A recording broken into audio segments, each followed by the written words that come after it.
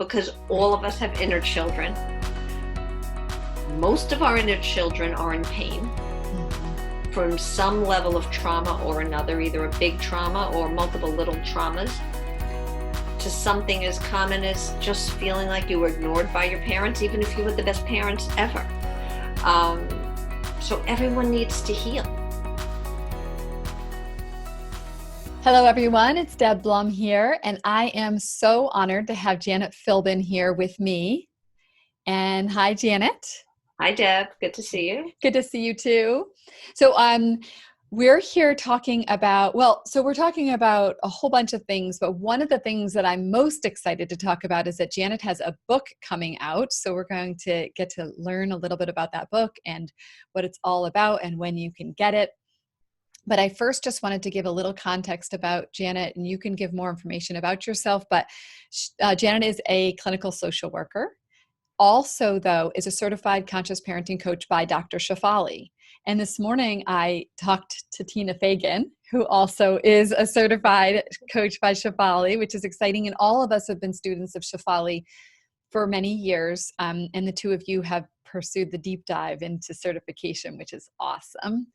And as I understand it, your passion is around helping people heal from the inside out, which happens to be my passion too. Oh, awesome. Yeah. And my passion, I see you as really doing this, the healing work in a deeper way, which I'm excited to hear about. And I feel like I'm here kind of trying to bring forward the message of the importance of us looking at the world from the perspective of, if we try to change the world from the outside in, it'll never be as awesome as it could be if we could do it from the inside out and sit in the curiosity of what could be possible. So absolutely. Yeah. So I'm so excited to talk about that, and that you work with your clients on uncovering and healing the issues of the inner child, which then influence their adult life and their parenting. And that's another thing I just love so much. One of my hashtags, and I used to have a program around this, was called Self-Love Heals. So, and it was all about inner child work. Yeah. So I love that. And your book, the name of your book is Show Up for Yourself, right? Show Up for Yourself. And yeah. Okay. All right. Well, so why don't I turn it over to you, and you can talk about you and what you're up to and what you love from any angle you want. Wow, what freedom. I want to give you that freedom. Freedom, hooray. Yeah, like you said, I am a clinical social worker, so I am clinically trained, but I'm really very eclectic. In addition to being a social worker and a conscious parenting coach, I'm also a hypnotherapist. Oh, right. Yeah, I'm an energy healer, a master energy healer in a system of energy healing called ANRA, AN-RA, which is similar to Reiki. Many people know Reiki, which is why I reference it, but it's a system of healing the chakras, and it's a co-creation of healing between the healer and the healee. So it's really quite beautiful, and it's heart-based. So I incorporate energy work into almost everything I do, and chakra work into almost everything I do. And I'm also a certified intuitive counselor. So when people come to me, they kind of get everything, even if they don't know what they're asking for, because it's very hard to separate out the pieces. Right. Yeah. Right. Which is actually pretty beautiful. That's because we don't always know, like as the person going to somebody, we don't always know what we need. I know that's one of the things I've loved about some of the coaches that I work with and the therapists I work with, is that I don't know. And even sometimes they don't know. It's just sort of all happening.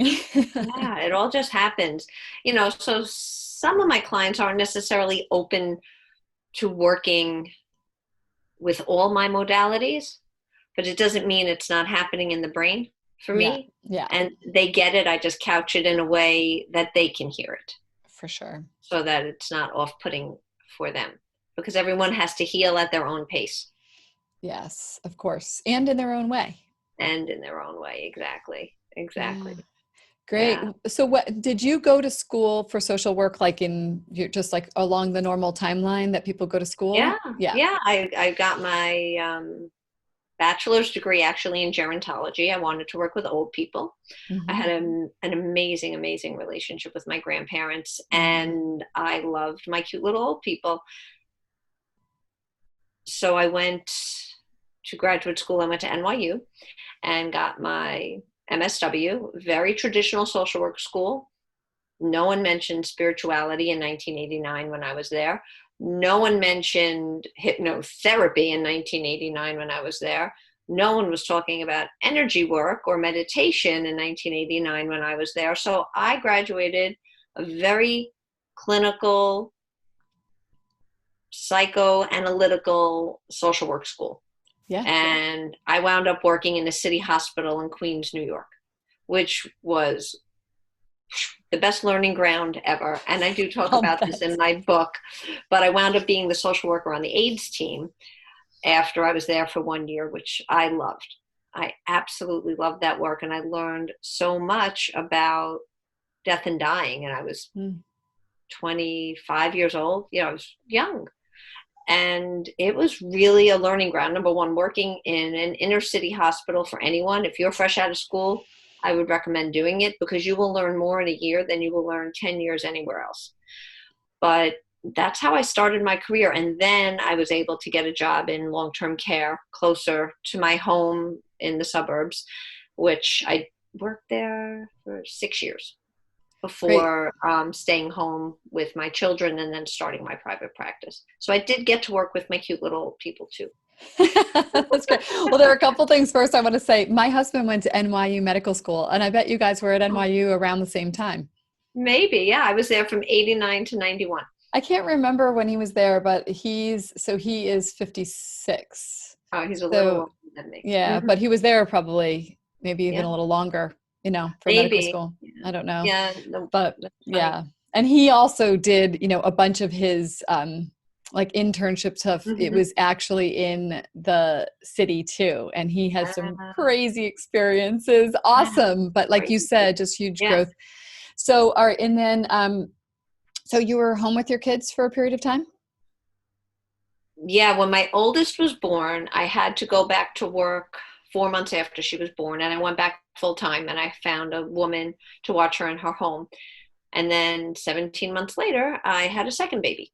So it did not pay to have 2 children in daycare. And I wasn't going to go back to work, killing myself as a inpatient social worker in long-term care to bring home almost no money. I would have rather worked in a local drugstore or something. I really would have done that. And an opportunity fell into my lap to start my private practice through another social worker I knew. And so I did. I started my private practice seeing 1 client a week for $25. Wow. And I did that for 8 months. And then I got a second client and then the third, and it grew from there. And now, and last October, I celebrated 20 years in my private practice. Congratulations. Yeah. Thank you. That's very exciting. So when did you start though? So sometimes, and you tell me if this is your path, but sometimes people, they go into social work, but they're doing it because they're helpers and they're helping other people, but they're not necessarily as much on their own path, or they're not as consciously on their own path. Have you been, do you know what I mean? Like there's a way that you can be doing it, but you're doing it because you're helping other people. But then, one day you have your own awakening, your own sort of commitment to being on a path. Yeah. So that's exactly what happened actually. And how did that go for you? What was that process? A very unusual way. And I do talk about this story in my book, ironically, that you're asking me the question, because I was in my private practice. I wound up in my private practice because my husband and I went through years of infertility, trying to get pregnant with my oldest years.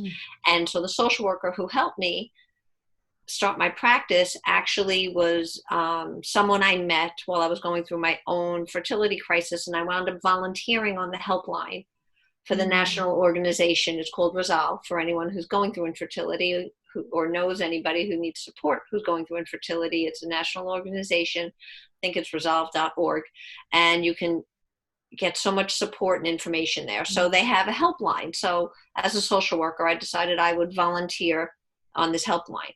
So my now friend and colleague was the one who I would go to with questions about the helpline. If I had a case, I didn't know what to do with it. So then when it came time for me to not go back to work, we wound up bartering. She offered me her office, and what happened? Oh, she started, I can't remember my own life, but She started referring me clients to see who were dealing with infertility. So that's how I started my practice. Mm. And actually, my first client, the one who paid me $25 a week for however long I saw her, for quite a while, she actually had stillborn twins. And that was why she was seeking therapy. Mm-hmm. So again, I was in the Right. field already 8 years, but I never dealt with that one. But I knew about loss and I knew about grief, right? And I knew about infertility. Had already had my 2 children at that point. So I just jumped in with 2 feet and I just kept getting clients who were dealing with fertility. And that was really my focus for many, many, many years. And I had a client who was suffering with a lot of feelings of aloneness. It Mm-hmm. was deep aloneness, which is different than loneliness, right? Mm-hmm. It was really this internal feeling of aloneness. And she couldn't get out of it. And I actually was having a really hard time not knowing how to help her out of it. Mm. And a piece of mail wound up in my mailbox telling me about this training for hypnosis, this 100-hour course, about a half an hour from my house. So I called up, I spoke to the guy, and I went and took the training. And that's how I wound up doing hypnosis.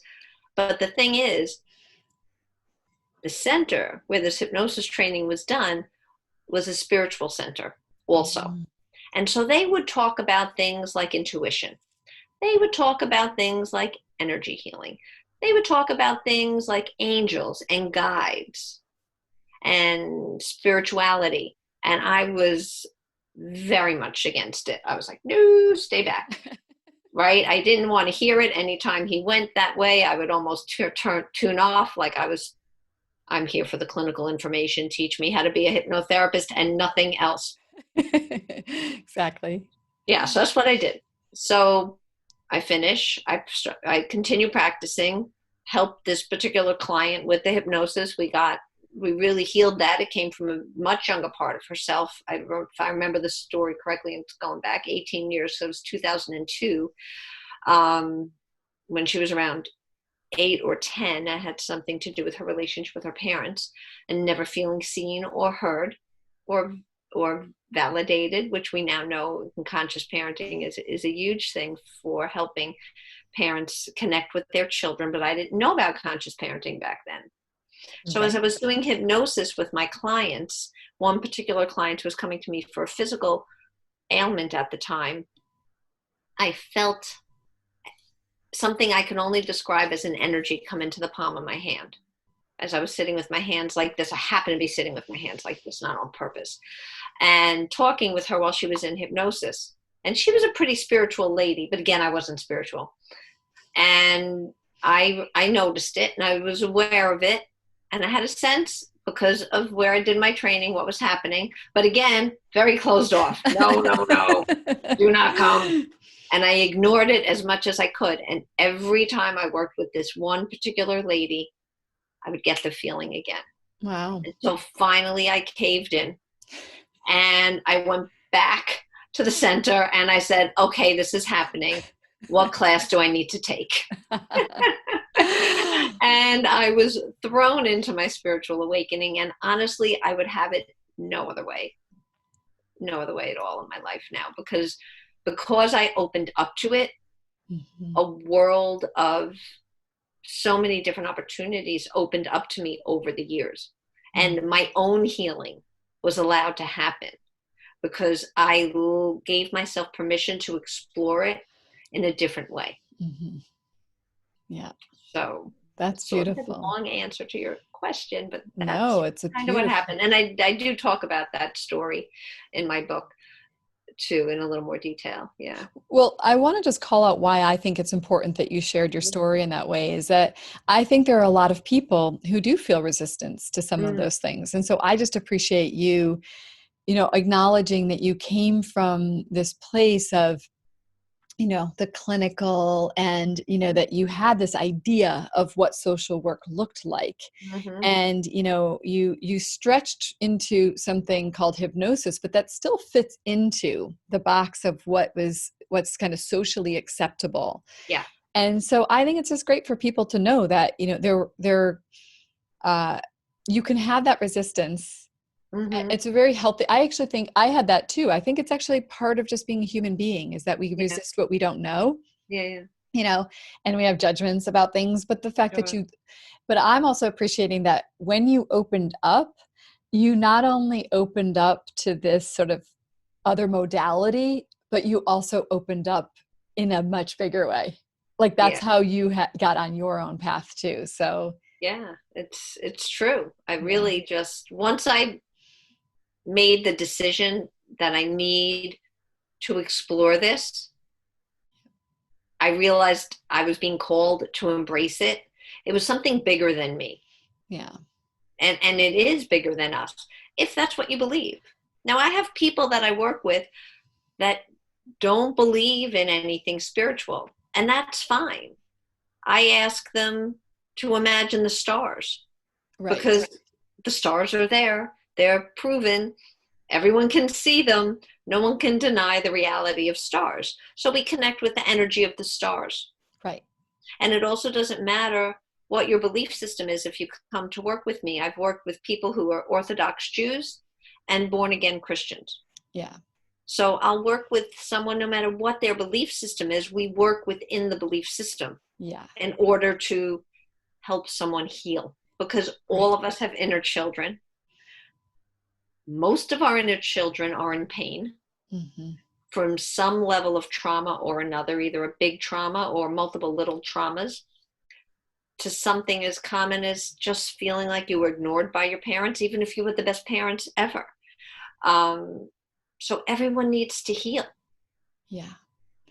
Yeah. So is that a good segue into your book, or do you want to, or is there more? Like, I really do want to understand a little bit Yeah. more about how you help people and what you talk about in your book as it Mm-hmm. relates to the inner child. Because I think a lot of Yes. people get it kind of on one level, like they get that there's possibly this part of them that is wounded.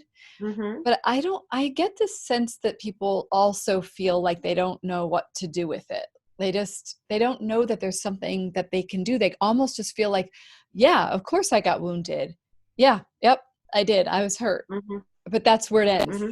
And Right. so, I guess I would invite you to, is it going like into more about your book that would be helpful for people, do you think? Well, my book is really a deep dive into how I practice. So it's sort of one and the same. I use my own journey in healing and what got me there in some other stories in addition to what I just shared as not a roadmap or a guide like do it my way because there's no my way. My book is a way. Mm-hmm. There are many ways. It's a framework. Right. It is not a step by step do this, then this, then this, then this. I Right. don't believe in that Right. because there's no cookie cutter approach to healing. And if Right. In fact, it's really finding your own map. It's like exactly once you get on the path, there are breadcrumbs that are actually guiding you there. But I'm guessing your framework is really just to help people to be able to find those breadcrumbs. right. And the bread, Right. I love that analogy of the breadcrumbs. I never heard that before. Excellent. I may steal that. Um, but the breadcrumbs lie within you. Totally. So that's where we have to look. And it's interesting because you said before, well, yeah, sure, that happened to me in childhood. And even that tone, even though I know you were, just pretending, but that tone, that toughness is exactly the veneer and the cover that we want to look underneath. Mm. That's on the surface. Mm-hmm. And it covers all the pain that's down here. Yeah, like Because we think if we touch that pain, we're going to fall apart and break mm, and crumble and never stand up again. I believed that. I did I too. believed that. I Mm-hmm. thought, I remember sitting in a therapist's office in the early 90s. And when I was before I found hypnosis, and when I was still on the beginning of my just very traditional path to healing. And I remember her asking me a question. I don't remember what it was, but I said, oh no, I have a big brick wall up. And to this day, I Mm-hmm. can remember sitting there and even imagining how big that wall was in front of me. Mm-hmm. And I, no way, no how is that wall coming down? I was already a social worker, already working in the field. Didn't matter. Yeah. That inner child was so scared. My inner child was so scared and believed she needed the wall. Yeah. Yeah. My So we inner have to, like, child did too. And I yeah. had a brick wall too. Did you? Yeah. See, no wonder why we get along so well. I know.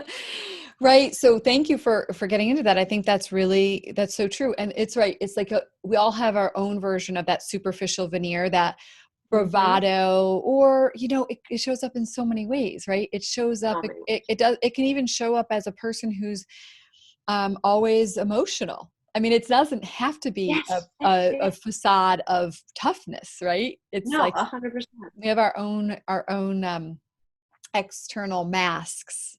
And we also can have different masks. Like I know for me, I had a people pleasing mask for when I was in my female relationships. And then I Mm, had kind of a little bit of a tougher masculine, I can handle anything mask in my romantic relationships, which didn't work so uh-huh. well, just for the record. That's funny. Yeah, yeah, So yeah, 100% right. yeah, so great. So when you went through, so this process of doing this work on the inner child, and this framework that you show in your book. So if a person gets your book, um, like, do you kind of start from ground zero with people? Yeah. Yes, because I'm starting from my ground zero. Hmm. Well, when I was 22, ground zero. But That's pretty ground zero though for personal yeah, growth. pretty ground zero. That's when I like had my emotional waking up, when I really was getting poked. I don't actually like to use the word trigger, Hmm. because I think trigger is a misnomer. And a lot of people are going to disagree with me on this, but I don't really care. Because I think when we use the word trigger, we say it like, you triggered me. Yeah. So that means it's your fault I feel It's your this way. fault. Yeah. Yeah. Right. So that's why I don't like the word trigger anymore. I'm really trying to get away from it. And instead, I like to say poked, which I know seems very uh, toddler like. Ah, you poked me. But what happens when we get triggered or poked is that something inside of us gets awakened. Hmm. And it gets awakened because something outside of us happened, and it woke up an old wound. So Yeah. that old wound got poked. It is my wound. Yeah. Maybe something you said, Deb, poked it, but you didn't make the wound there. So you didn't Right. trigger me. Right. The trigger was already inside. Yeah. So I think it's easier to visualize a wound getting poked than, well, you triggered me. I don't have to own it. Does that Yes. make sense? Oh yeah, Yeah. totally. And I've Yeah. seen that too. Well, actually, not only have I seen it, but I believed it back Yeah. when I didn't even know the word triggered, but I just used to immediately go to the place of blaming the other person, Right. because I just assumed that, like, if I'm upset, that has to be, you Right. did it. You, So it has to be your fault. right. Right. You In know, reality, the trigger means it's something within us, within but us. that's not how people use it. That's not how people use it. Yeah. The other one that I like is the Michael Singer one about the thorns. Do you Oh, yeah. remember that? Where, Oh, like, God. when I you're read that in young, a long time. I know, me too. It was The so long ago. untethered soul you're The, un- talking the about, right? untethered Yeah. soul, yeah. And it Yeah. was the idea that, like, every time you got a wound, Mm-hmm. it was a thorn that got put into you. And every time and those thorns don't go away unless you consciously look at them and actually decide to take them out. So what would happen is, every time anything happens in your adult life, it touches a thorn and you're like, ow, but it's Ouch. actually the thorn that was already there. Already there. Yeah. Yeah. You know who else has a great one is Gabor Mate. Mm-hmm. And he talks about so this is a, like, if you think about a trigger, I Mm-hmm. just warn people, take a breath. I'm going to talk about a gun for a moment. But that, in a gun, if you have a trigger, if you pull the trigger and there's no ammunition, nothing will happen. Right. It's only when you have ammunition in the gun that it will actually fire. So the trigger is really nothing. It's the ammunition. And that is the prior wounding. That is the trauma. That is Yeah. the pain. That is the unresolved stuff inside of us. So I Yeah. thought that was kind of a cool. That's a great metaphor. Yeah. Yeah. So, but I'm with you. There's a way that I think what I hear you saying is that you're trying to help people to not get boxed in by a preconceived notion of what a trigger is, and you're opening them up to say, let's call it poking, so that you can understand that actually it's this, it's this thing inside of you, and that you Right. forget that when you're Yes. in the Yes. you're caught up in it all and you think that this person is at fault, you can remember, oh, ow. Something inside of me is hurting. Yeah. And so in the book, I talk about something that I call the purposeful pause. So if we were to get poked, someone said something to us, an event happens. We're in the middle of a big event. As we're recording this, we're in the middle of the whole coronavirus. Yeah. And a lot of us are getting triggered, poked, upset, scared, anxious, freaking out. I've had the whole range with my clients in the last 2 weeks. And I notice as each day goes on, each week, the clients are getting more and more anxious, and it's hard. It's been hard for me too. But when these external things happen and we aren't aware of where they're coming from inside of us, we're going to go into anxiety, fear, overwhelm, upset, anger, rage, depression, isolation. Maybe it's something we feel shameful or guilty about. You name it, it's going to show up.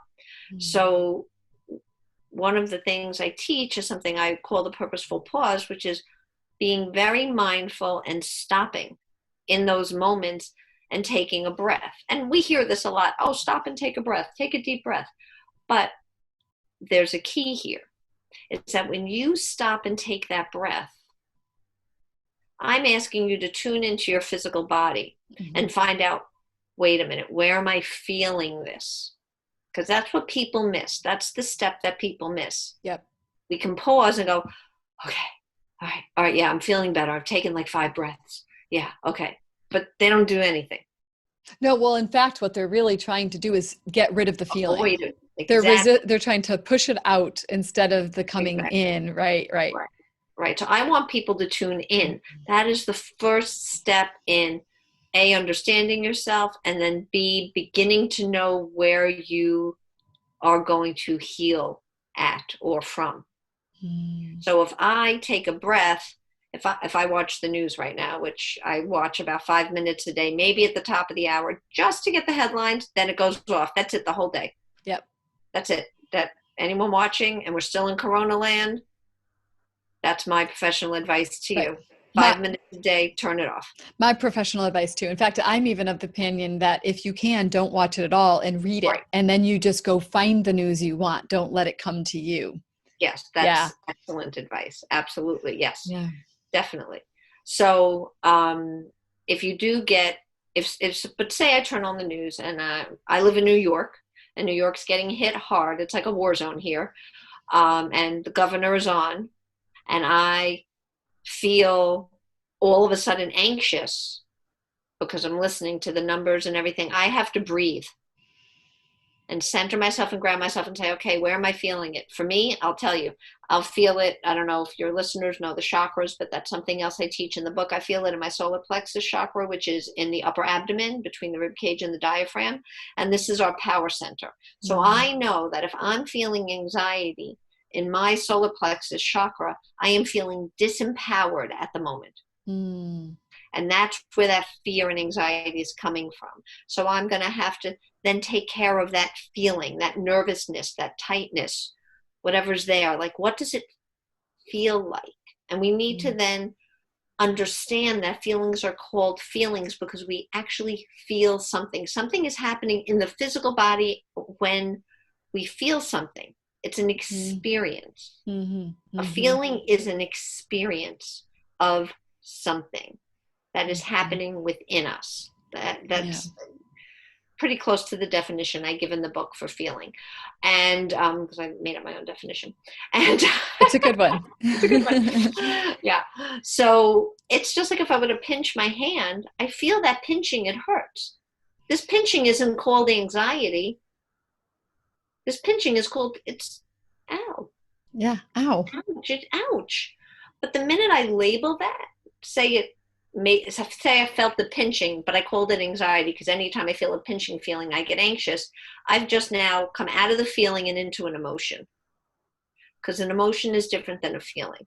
An emotion is a label that we give to identify an internal experience. So the minute we do that, we take ourselves out of the physical body, out of the feeling, and into anxiety. Oh my God, now I'm feeling anxious. And when I feel anxious, my heart races. And now I'm going to be nervous all day.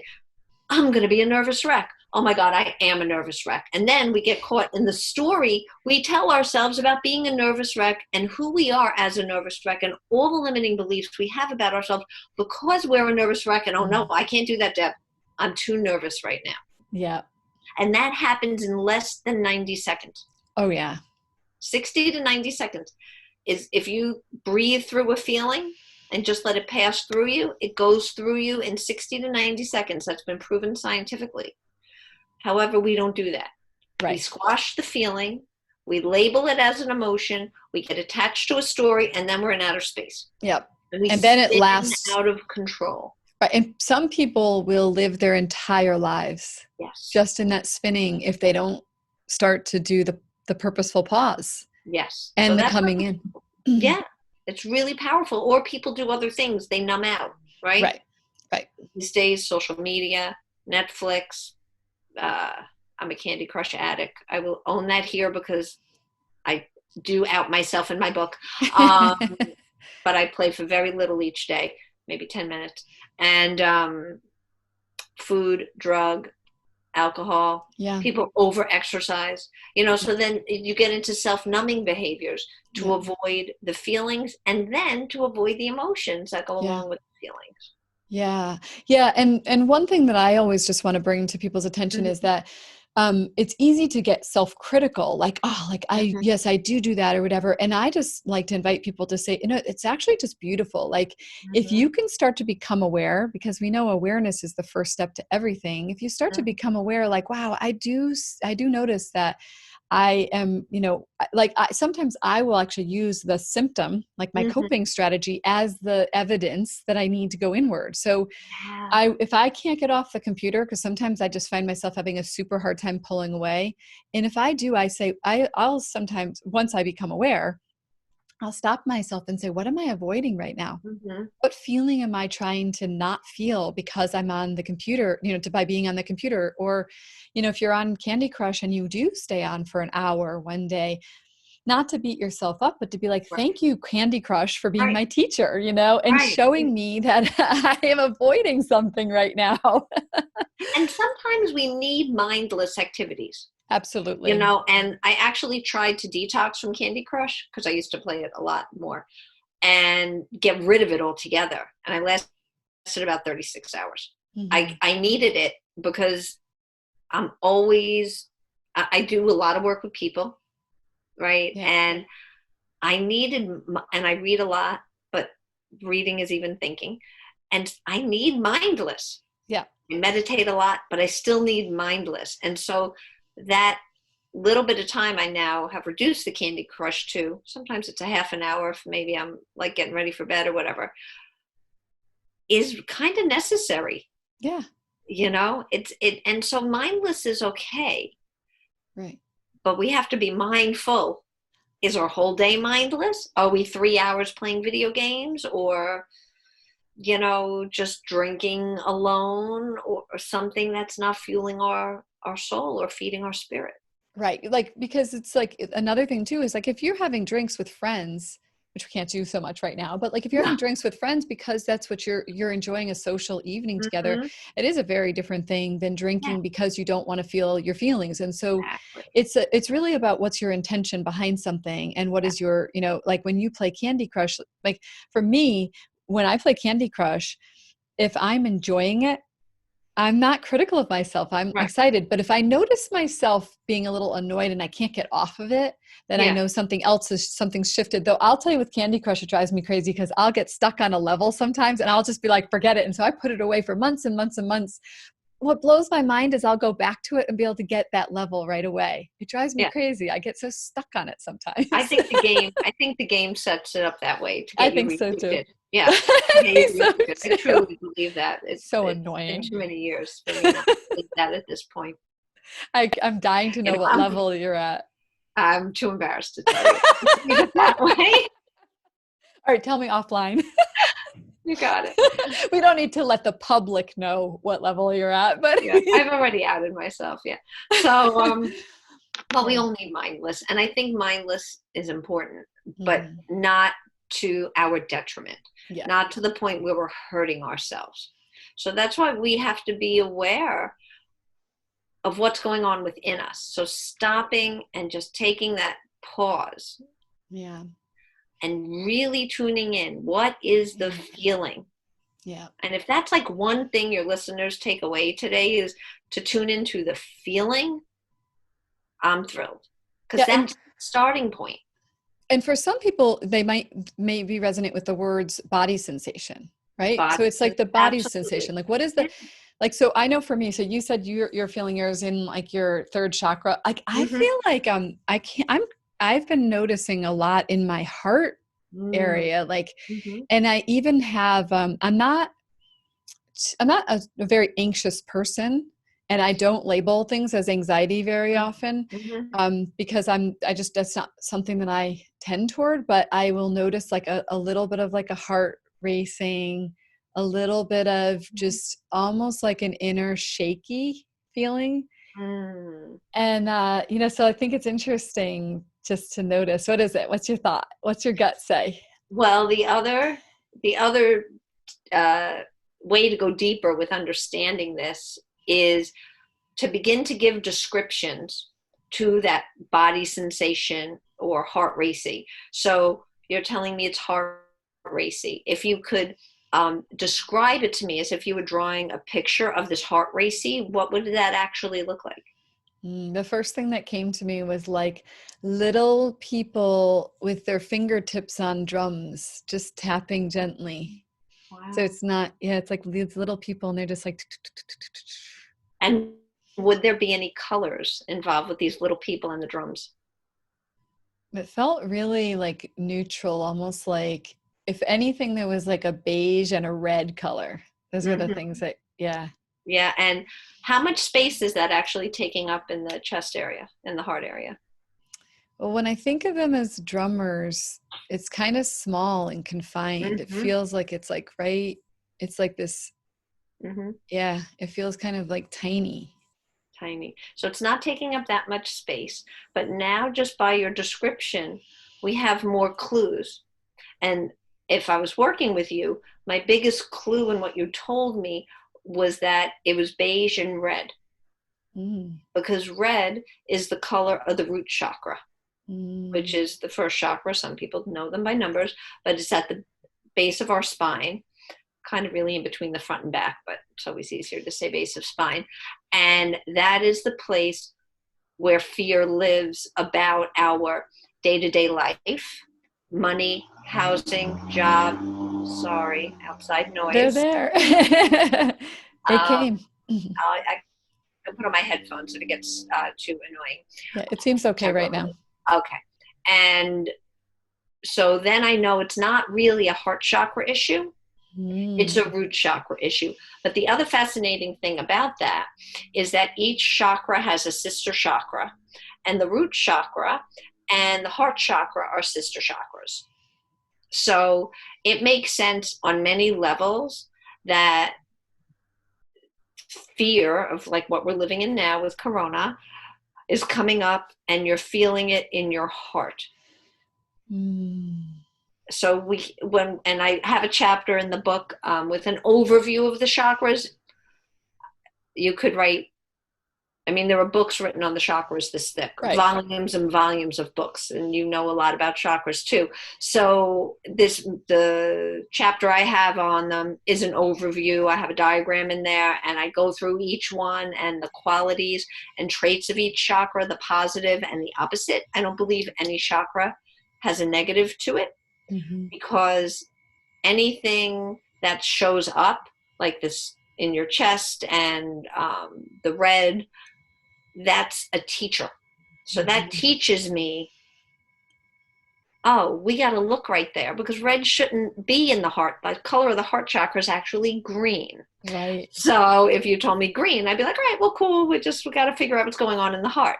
So the more you know about your chakras, when you take that purposeful pause, you see it's all connected. So I take that purposeful pause, I tune in, oh, I feel a sensation in my heart area. Oh, wait, that's the heart chakra. What does it look like?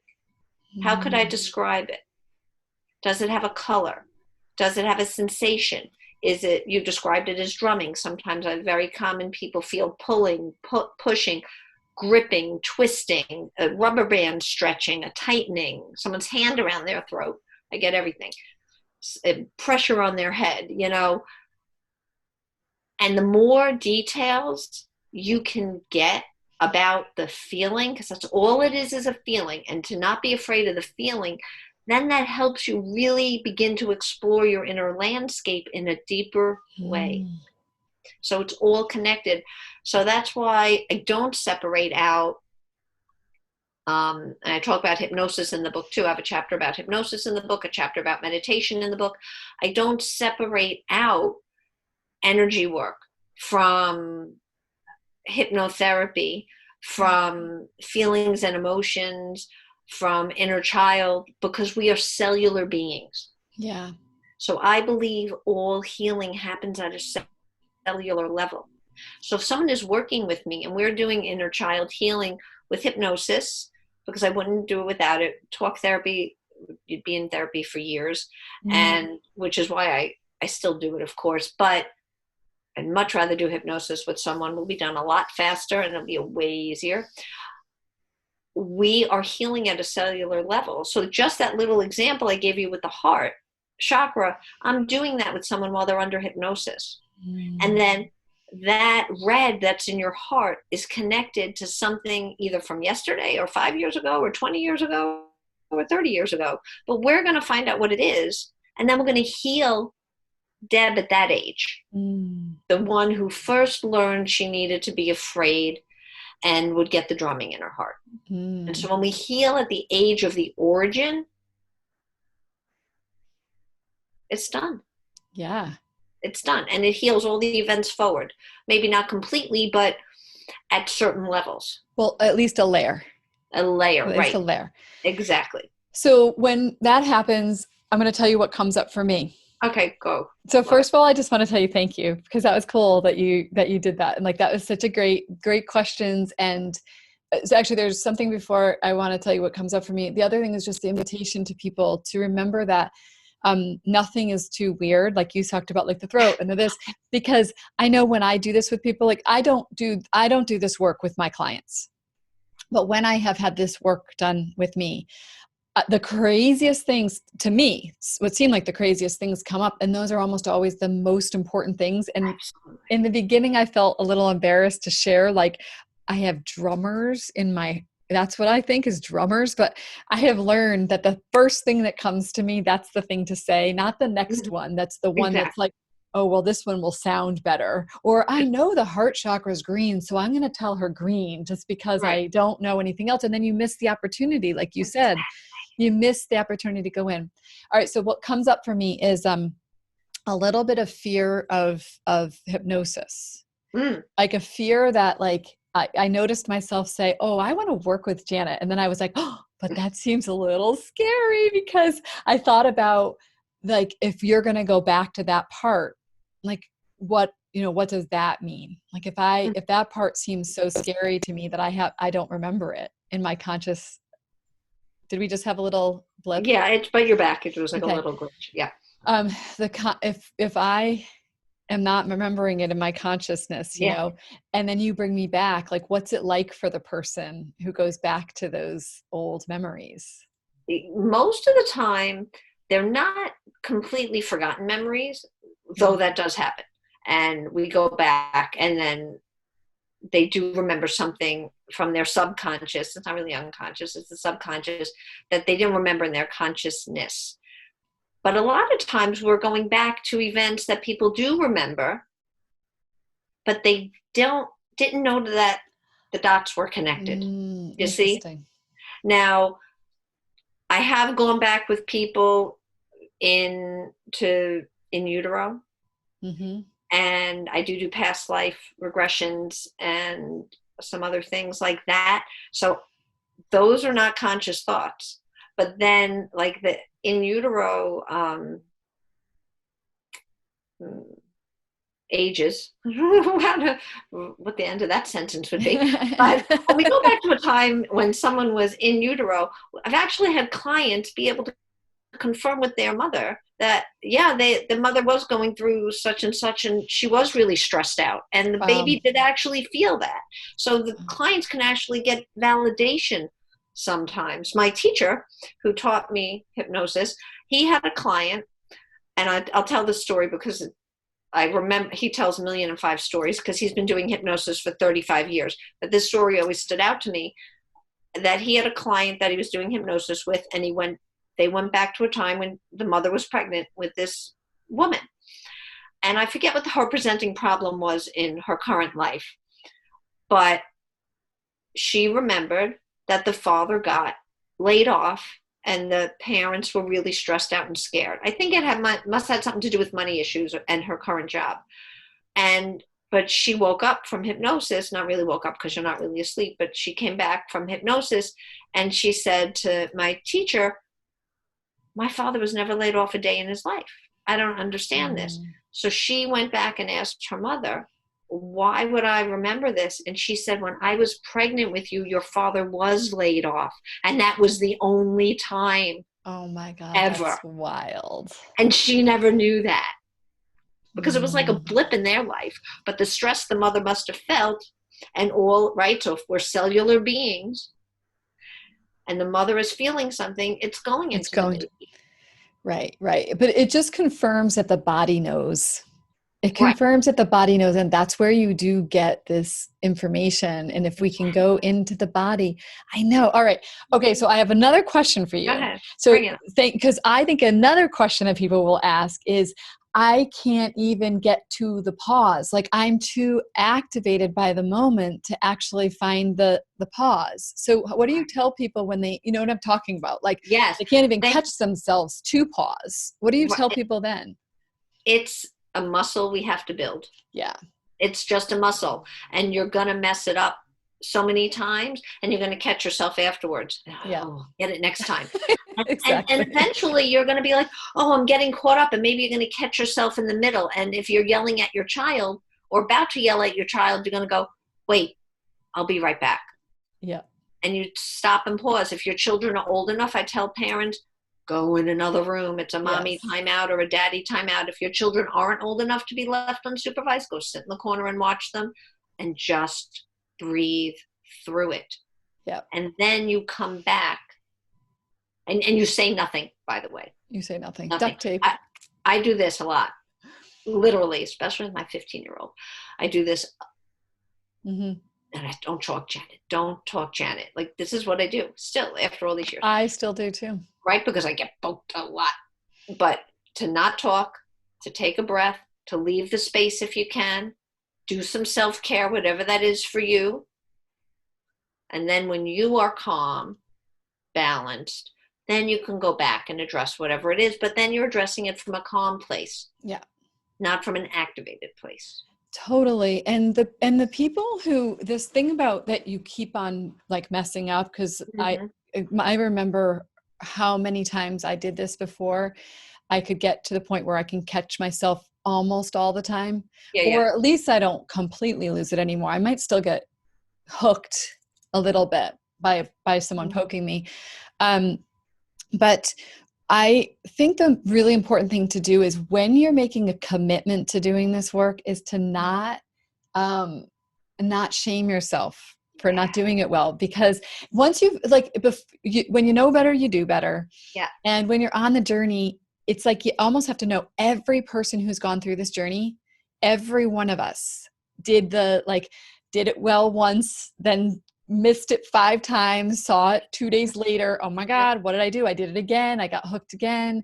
And so how we can just be super gentle, because shame also contributes to our capacity being lowered, Big time. Yeah. So Big time. And I'll guarantee you that probably a 98% accuracy rate that if you are behaving in a certain way and the experience of that behavior, the emotion that comes up is shame. If you tune into your spleen chakra, which is in your lower abdomen, about 2 inches below your belly button, that's where the feeling is, because that's where we hold shame. Our inner child lives in the spleen. Sometimes it's called the sacral chakra, which is the second chakra. So that's where the big feelings of inner child are: shame, blame, guilt, all that anxiety, all that inner child fear. Everything from childhood lives there. Very cool. I love the way you connected to so many different elements, and how, I also really like the connection for people to understand that our emotional healing isn't just some like cognitive process or something, that it really is a cellular process. It's in the body. And, I was running a group, and the people that were in the group were having a hard time with triggers. And, I had found that for me, my own personal experience was that if I could go into the body, I could have more access to presence. And so I invited them to try that. And it was truly a miracle. That was the first time I had ever really put it out there into a group form of that, and taking my experience and providing it to them. It's not like I don't teach somatics or anything. I've been more of a client of somatic experiencing. I was blown away. They were blown away. And in fact, it gave them, they had said before they were never able to find the pause, but when the pause was coupled with feeling the body sensations, they had access to it more. They were able to catch it more. It's almost like the body even knows that's what the body's asking for. Pay attention to me right now. Pay attention. Instead of shoving food down there or alcohol, pay attention. So if you can have, when you're pausing, a moment to close your eyes, or maybe just even gaze downward, but closing your eyes is better, because then we stop looking outside and we look inside. Right? And so I do that with my clients, and sometimes they're uncomfortable to close their eyes if they're not people that didn't know they were coming to me for hypnosis. And I say, come on, just close your eyes. I'll close my eyes with you. And I sit with my eyes closed like this. And so they don't have to even feel that they're being stared at. I don't need to look at you to know what's going on inside of you. I can feel it along with you. Yeah. So, and I've been doing it so many years. So we can just do that, and we can do that for ourselves. And so the work I do and my book is really just a framework to help people learn to do that through taking that pause, through meditation. I have a chapter in there about journaling and why journaling is important. My hypnosis chapter goes through all of the myths about hypnosis, because so many people are afraid of hypnosis. You're like, oh, I know. I was like, what? Yeah. So there's lots of myths out there, which are all myths. And then all the theories behind hypnosis, like why it works, so, and it works for a reason. That's great. So, and the other part of the book is something I came up with, a theory I have, which is called the spiral of healing. And it has 4 components to it: feel, heal, grow, and love. And I take one chapter and explain what the spiral of healing is and how I came to know it. And then the next chapter, going through feel, heal, grow, love, what they mean, and how that unfolds for us in our life. But the spiral of healing is something that we go up like this. And you were saying healing happens in layers, which it does, just like an onion. Some are easy and thick, and they come off and we don't even cry. And other times we're crying. We got to go wash off the mascara, and you go back and look and you got the thinnest thing, right? So we never know. We're going to get a big, easy chunk or a really painful, thin chunk. But each time we go up a layer, each time we go through feel, heal, grow, love, even if we're touching the same issue, but we're up higher, we have a new perspective looking at it. I We're like that. feeling a different layer of it. And so then we can feel through it, we can heal through it, we can grow through it, and we can love ourselves through it. And then we get to do it again. I love that. Yeah, so it's a framework. It's not a how-to. Nowhere in this book are you going to find, oh, do step 1, step 2. There is not Right. about it. It doesn't even, I wouldn't even begin to impose that on people because I don't believe there's a right way. I don't even believe there's a right way to meditate. If it Right. works for you the way you're doing it, it's the right way for you. Right. Some people are very, very structured on what they believe meditation should be. And if that works for them, great. Right. But I'm not going to say something has to be done in a certain way. Because let's face it, I'm not the right healer, therapist for each person. I've had people come to me and after 2 or 3 sessions, they really can't handle it. They're not ready. Right. That's okay. Right, right. And that's why some people like the structure for in the beginning stages, I think, because they need someone to tell them how to do it so that Mm-hmm. they can feel like, oh, am I doing it right? And, and then but then hopefully that becomes an opener for them. And eventually Right. they'll find their own way. They'll know. I mean, once I got on the path fully, because like it's one thing in the beginning to just be reading a lot of books and all that. Yeah. But once I really got on the path, I think that's when I found the breadcrumbs. That's when I realized I have my own breadcrumbs. I don't actually need. In fact, one of the breadcrumbs is every time that you're poked, every time you're triggered, whether it's some external trigger you're watching the news and you're triggered in that way, whether it's your child or your partner or who knows, it's a myriad of things that can be activating us. So Absolutely. And I think we all have our own answers. Like, I don't have any of the answers. Right. I don't know why you have red coming up in your heart chakra. I just know it has something to do with fear. Yeah. But if we were working together, I would be guiding you to find out what that was about. I wouldn't be telling you, oh, Deb, I think this, and this. I have no idea. But I know you know. I know your higher self knows. I know your inner wisdom knows. Yeah. And I would guide you to find it. And then we would heal that piece. Right, right. But I wouldn't want to underestimate, though, the value of having a guide, because even though you may not know my path, you do know the body, you do know some of those elements about the chakras that someone else might not know, like I didn't know. And so you're still, it's like going, you're going to go hike a trail and you bring a guide with you. Well, you still have to hike the trail. Exactly. But that guide might be the one that's like, well, wait a second, you need this, you need this like thing to hook into the ice when you do this thing. And you're like, what?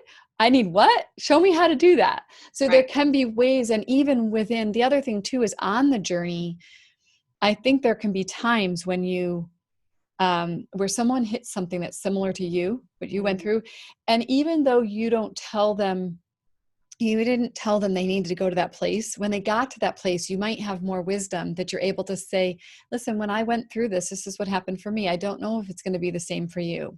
But this is how it was for me. And that person can feel a little relief of feeling like, okay, I'm not alone.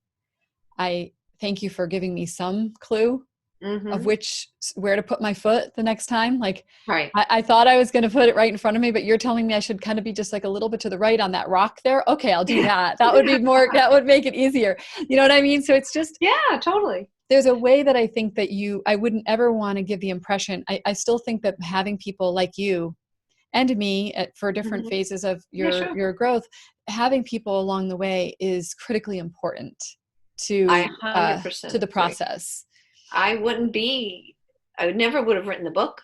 I wouldn't be sitting here talking to you today had it not been for my very traditionally trained therapists I started with, in my 20s, and my mentors at the center where I did all the rest of my training in hypnosis and energy work, and more recently, Dr. Shefali. Yes, exactly. Because that's what helped me put all the pieces together. But that is why in the book I share a lot of my journey, because I've lived it. I've done it. I Yeah. know it's hard to go through. Yeah.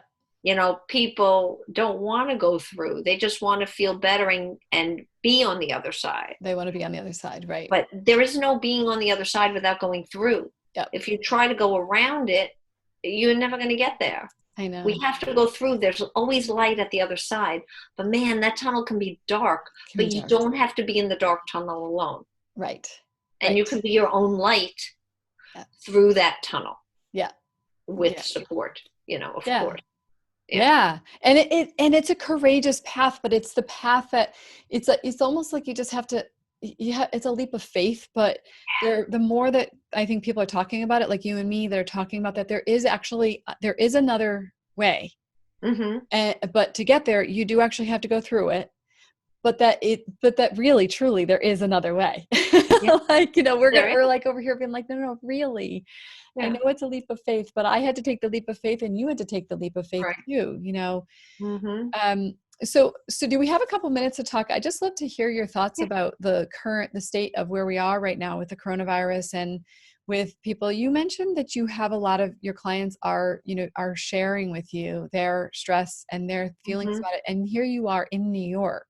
Mm-hmm. Are you, I guess I would just like to know, like, what are your thoughts on coronavirus, but as it relates to inner child and, healing and all of this, like, what do you think it's bringing up for people? What do you think do you have your own take on what's happening? I mean, I think it's sort of a twofold answer. Because our humanity, our physical humanity, feels very threatened. Mm-hmm. Our health and well-being for ourselves and our family feels very threatened. The client I was on the phone with today, her daughter is a nurse in Queens. And New York City is the epicenter right now. And even though her daughter is a pediatric nurse, there are pediatrics with the virus. Yeah. And children with the virus, and they've changed all the wards around, and the daughter lives with them, and so everyone is on quarantine, and it's so in our humanity, it's scary, and that's just real. So the first thing we have to do is just name that this is real and this is scary, and this is just the reality of the as is of the now. Yep. We can't fight it. We have to accept it. My youngest has asthma. She has not left my house in 2 weeks, except for to go to a walk around the neighborhood, 2.5 weeks at this point. Am I nervous about it in my humanity? Of course I am. How could I not be, right? Mm-hmm. But when I get out of where my humanity is and I go into a bigger mind about it, I'm looking at it from abundance. I'm really having an abundance mindset about it. And I'm not at all minimizing the thousands and thousands of deaths we're going to have to count by the time this is over at all. So I do not want anyone to mishear me. I do not want to see loss of life. It's the greatest tragedy. And if I went there, I'd probably never stop crying. So we have to be able to function. So but I do want to acknowledge that. And I want to acknowledge anyone who's A, frontline worker in this, and B, lost anyone to coronavirus, because this just totally, there's no making sense of it in our humanity, right?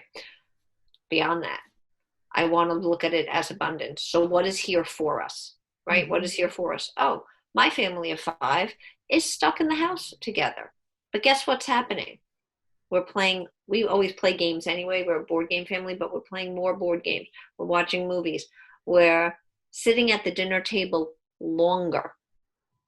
We always did have dinner together, but a lot of times was rushed. Who's rushing to a sport, or who has to go do homework? So there's like an abundance of time, right? There is an abundance of space. There aren't that many cars on the road.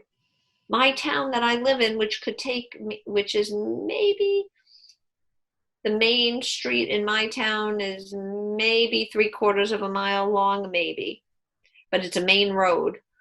It's not like a country road. It's like a main road. it could take 15 minutes to get from the very beginning to the very end because of all the traffic and lights. I can get through town now if I have to get out from my house to the end of town in probably 5 minutes. Wow. It's ridiculous. There's no one out. So we have space. We have time. We are not using gas. The air is not as polluted, right? We're seeing images of that on Google. We have wisdom teachers and other people like yourself coming out and saying, let's tap in to everything that is here for us. Mm-hmm. And so on Facebook, I am putting up an abundance post almost every day. Lately, I've been trying to put something funny, either a funny parody or a song or something cute. And I have another Facebook page that anyone is welcome to join. It's called Bite-Sized Pieces. And on there, I'm teaching meditation. And this week, I've been teaching anyone on that page self-hypnosis. So I want to really be a helper and help people find within them ways to help themselves, ways to cope with their anxiety, which you can do through meditation, through self-hypnosis, through things, any way you like to do self-care. That's what bite-sized pieces came from, is little pieces of self-care. But now I've gone in a little bit different track with it because of what's happened in the world. So I feel like I can be that voice. And I'm also volunteering for the New York COVID network, I think it's called, which is a volunteer. They've asked for volunteers in mental health, coaches, spiritual practitioners, energy practitioners to volunteer to help the healthcare workers. So I'm doing my part. I feel from my skill set that I can contribute back, but to me, that's abundance. If I can donate something, I'll donate it. So where can you find abundance in your life? Where can you see the abundance? Yeah. Maybe you get to watch the Netflix show you've never wanted. Everyone keeps talking about Ozark. Yeah. I've never seen it. Maybe I'll watch Ozark because I normally I don't watch TV. I normally don't watch any TV. So maybe I'll watch Netflix. That's abundance because that's new for me. As a family, we're cooking dinner. I'm asking the kids to pitch in and cook with me or for me. Wouldn't that be nice? So that's abundant. Someone else is setting the table. That's abundant. So that's my take on it. That's the way I'm choosing to cope through this. Yeah. As opposed to cope with it, I'm going to cope through it. It's not happening to me. It's happening for me. And we can get into victim mentality and say, but this is happening to us and this and this is sick and my grandmother died. And yes, that did happen. And it's really sad and really scary. But something here is also for you. And you're always going to mourn the loss of that loved one, especially if it's very untimely. But what is also here for us? Yeah. There has to be something for us. What can we learn about ourselves from this? What can we bring forward from this? Where's the abundance? If we look for the abundance, like Mr. Rogers always said, look for the helpers. Look for the abundance, Yeah. Yeah. I really like that. I think it's good. I think we have to hold the balance of the reality, as you said, and also of like a little bigger minded look at it as well. I mean, we could be very swept away by the emotions otherwise. And what did you say? What did you say? Navigating through this? You said through this, not we're moving through this. Moving through this. Right. Well, and it goes to the point of the same one that we talked about before of like, we can't get around. Let's not just hold on tight until it's over and then we'll be able to get back to our lives again. Like, how can we actually be with the experience, And, one thing I love about Jeff Foster, do you know his work, Jeff Foster? He's got a couple. I'm not really familiar with him, no. Well, he has some books and he's also just a spiritual teacher. And he talks a lot about how we can so easily just try to transcend, by being a more spiritual person. We might, some people might call it spiritual bypass, but we just want to transcend and we just want to see the love and light and we want to see the good, but that it's really in the marrying of the two. It's both the feeling, the depth of despair and grief, and it's also the seeing that there's something more happening here than we might understand. Yeah. And that it might be there likely for us, and that we can use every single feeling, every body sensation, every feeling, every fear, every poke, every one of those things is really a trailhead that is guiding us back to ourselves. Exactly. That's really what it is, every one of them. And we can either use those as opportunities, or we can miss the opportunities. Right. But I also am just appreciating what you're saying about the abundance mindset in your home. I think that's really important. And I think for everybody, it's different. It might be right. And it's beautiful, but it's another place to not compare, but to just say, what is it for your family? Like, maybe it's just that you're all getting more sleep.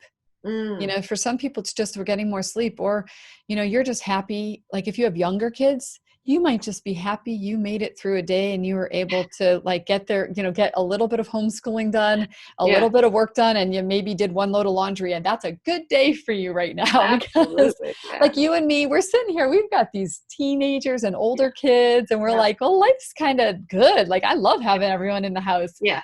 But I know there are a lot of people that are also dealing with a massive disruption and they have way less time. They have way less space. So there's, but what you're saying is, where do you find the abundance? What is it?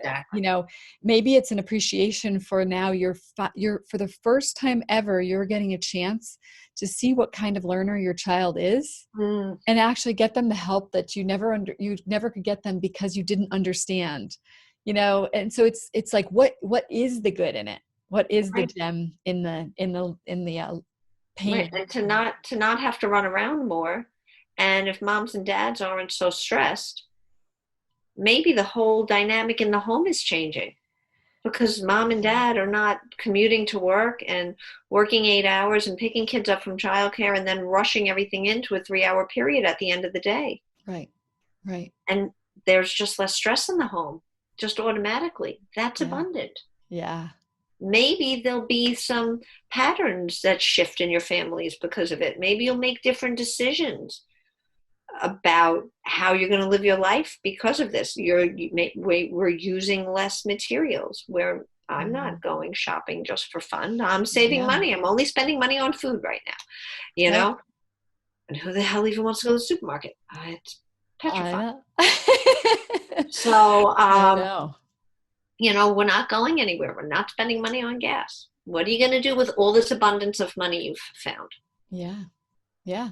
So you're right. So it's really looking for these different pieces. And then also even just your children. Like, one thing I thought about the other day was, imagine how nice it is for kids to feel the security that nobody is leaving, because I don't think we appreciate how much our kids, like our younger kids, are constantly on a little bit of guard of like, is mommy going to leave? Because they care a lot that we're there, and is mommy going to tell me now that she's going to work? Or is mommy going to tell me now that we have to leave and go to school?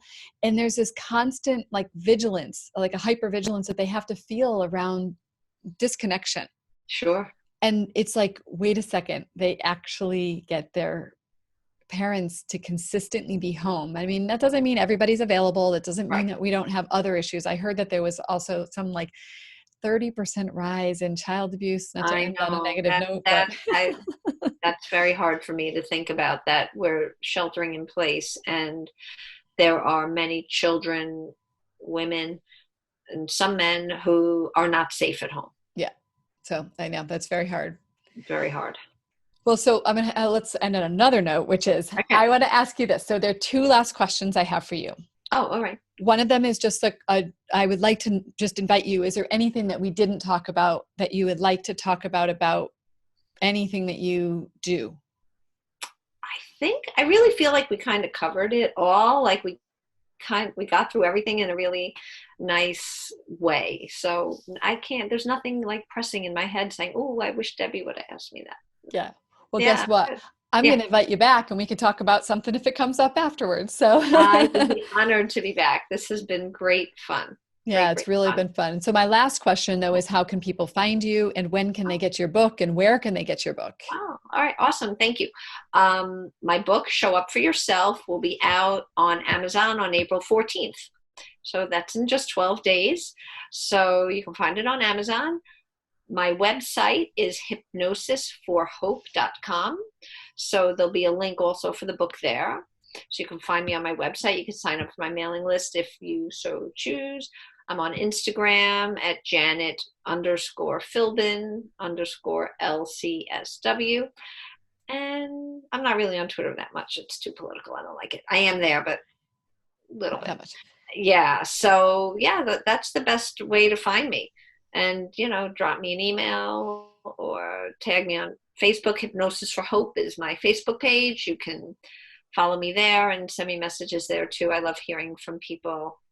Definitely. But yeah, get the book and let me know what you think of it. That would be really exciting. Great. Well, you know what I was just thinking? There are two things. First of all, I'll put all those in the show notes. Oh, So in thanks. case anybody Yeah. didn't get a chance to write them down, but I also like to have you say them in case someone doesn't look in the show notes. But the other question I have is like, how can we, let's talk about how we can do this so that this launches when it's close to your book. So it's in support of Oh, that. So let's do thank that you. too. So when we get off, then we'll just like make that, you can help me to pick the right date so that we can Oh, thanks. promote it can be part of your promotion. Thank you. Yeah, That's better to awesome. get, right? Why not have it out there for more people to see Yeah. and more people to buy? So I can't wait to get it. I actually went out Beautiful. yesterday to see if I could pre-buy it, but it didn't look No, very it's not on pre-order. good. Amazon, the way it works, it's a funny thing. Yeah. So, All right. Well, I'm so excited and congratulations. It is a huge accomplishment to write a book and to oh, actually get to write it and then to finish it and to yeah, actually bring it to be, on it's in the unbelievable. marketplace is huge. So that's really great. I know It what a really big is thing that is. unbelievable. Thank you. I can't believe it. I'm in shock. Even though I've held the uh, copy, like the proof copy in my hand, I have it inside, but it's still Yeah. crazy. Yeah. Well, Yeah. congratulations. It's been Thank such a great conversation. I've loved you. talking to Yeah. you. Same. Thank you for sharing all of your wisdom, well, not all of your wisdom, but some of your wisdom and all of your heart. We really appreciate it. And yeah, so thank you so much. And good luck in New Yeah. York. I mean, we're all Thank you. holding New York in our hearts. I mean, everyone is dealing with it, but man, that New York, oof. It's bad. Yeah, we're feeling you. Yeah, thank you. Luckily, I don't live that. I'm about 50 miles east of the city, but Yeah. it's scary. Yeah. Well, you're still closer than most of us are. And I'm suspecting you're really feeling it. So, Yeah, our county has a lot of cases. yeah. Okay. Yeah, We'll stay couple. healthy. Thank you. Yeah, we're hunkering down. We're Okay. good. All right. All Thank you right. so Thank much. you, Deb. Thanks for the opportunity. It was so much fun. It's so much fun. Thanks. All right.